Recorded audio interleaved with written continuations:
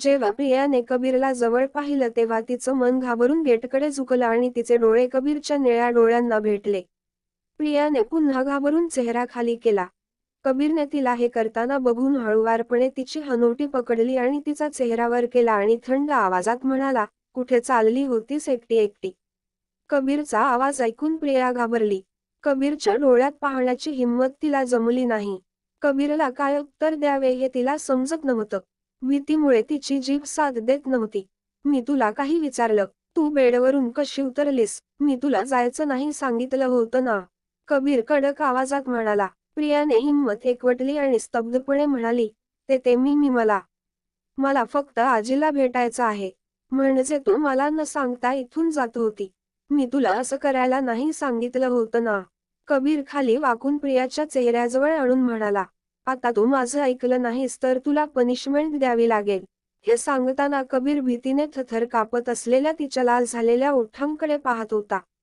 पनिशमेंटचं नाव ऐकताच प्रियाने लगेच वर पाहिलं आणि पटकन तिचं डोकं नाही मध्ये हलवू लागली.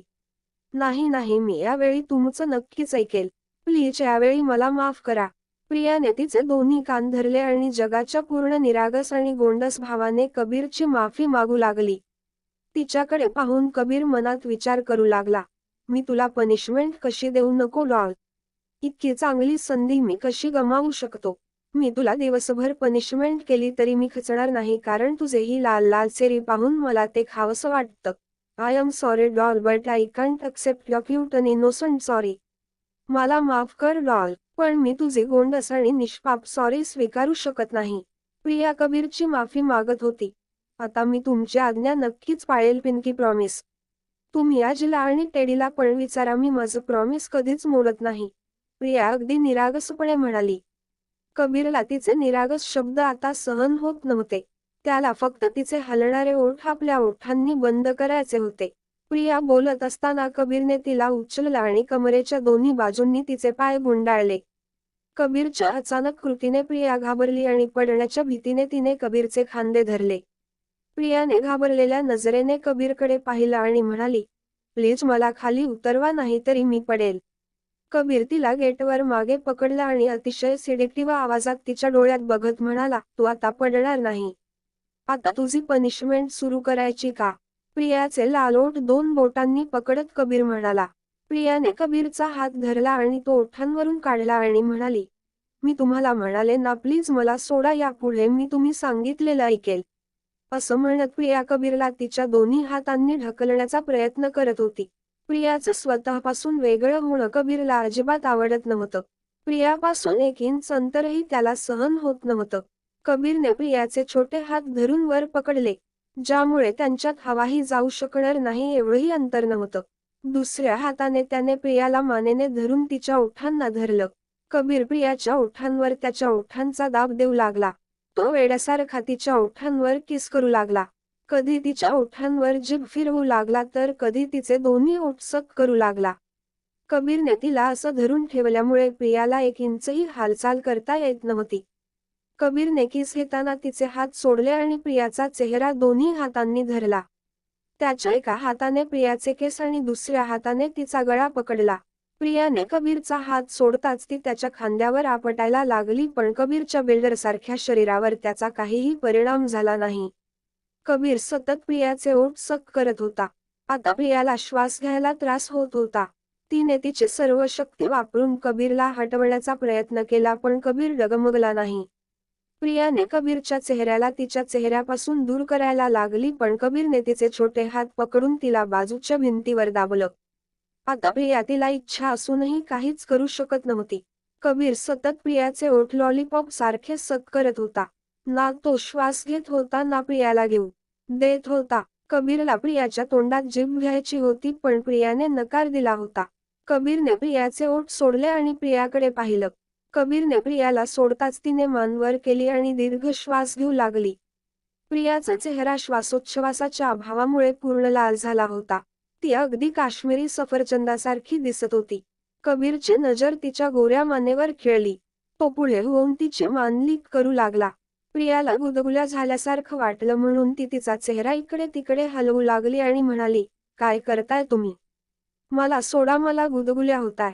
कबीर तिच्या मानेपासून वेगळा झाला आणि प्रियाच्या डोळ्यात पाहू लागला आणि तिच्या ओठांवर एक नजर टाकत म्हणाला, ओपन इट. कबीर काय बोलला हे प्रियाला समजलं नाही म्हणून ती म्हणाली, आता तुम्ही मला सोडा, मला श्वास घेता येत नाहीये. प्रिया घाबरत कबीरकडे बघत म्हणाली. कबीरने तिचा एक हात सोडला आणि म्हणाला, I don't know, I want your lips now. I am still not satisfied. मला काही माहिती नाही. मला तुझे ओठ हवे आहेत. मी अजूनही समाधानी झालो नाहीये.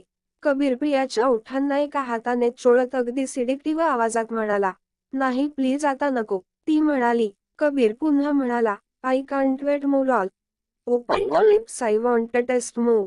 Your lips are now addiction for me. मी अजून थांबू शकत नाही डॉल.